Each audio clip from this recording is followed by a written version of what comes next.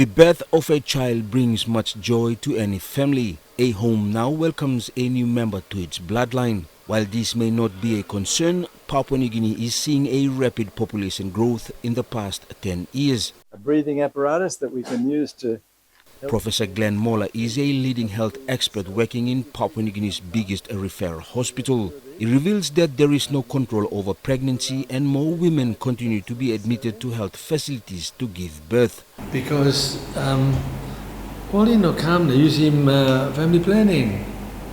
Or just finding boyfriend, girlfriend, they come up with baby, nothing. He knows him, only like come up with babies come up here. There's no prevention. And there's no prevention of unplanned pregnancies either.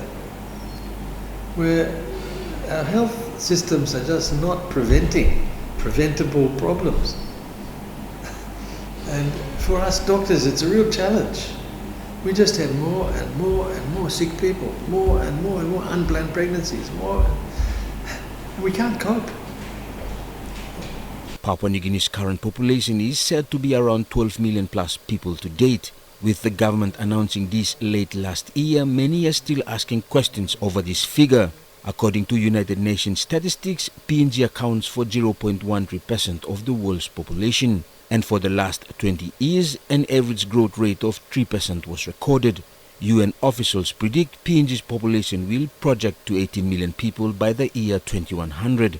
For the PNG National Statistics Office, the 2024 National Census exercise revealed a continuous climb in figures. But my office undertaking what we call the field evaluation, getting some reports from the provincial census coordinators to ensure everybody across the country was counted during that time.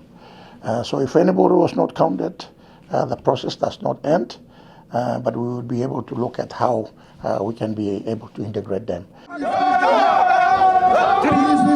And with PNG's population continuously rocketing, the impact on service delivery is unthinkable. Education and health services, including law and order, remain highly affected. The number of teachers, health workers and police continue to struggle to provide education, treat the sick and maintain order in communities.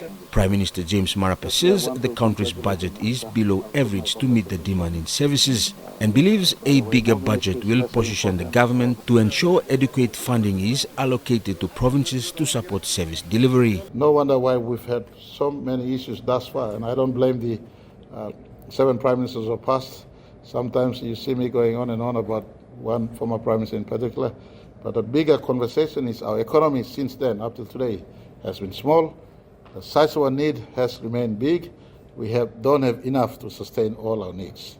And so in that context, I've been spending over 50% of my time at every instance growing the economy has been the gist of my administration since 2019. For Papua New Guinea's leading gynecologist, there is the need for more awareness in family planning. Having a child may be welcoming, but proper planning must be prioritized. Dr. Moller even says giving birth is a health risk. So my message to all women is, please do not have a baby, do not have a pregnancy unless you really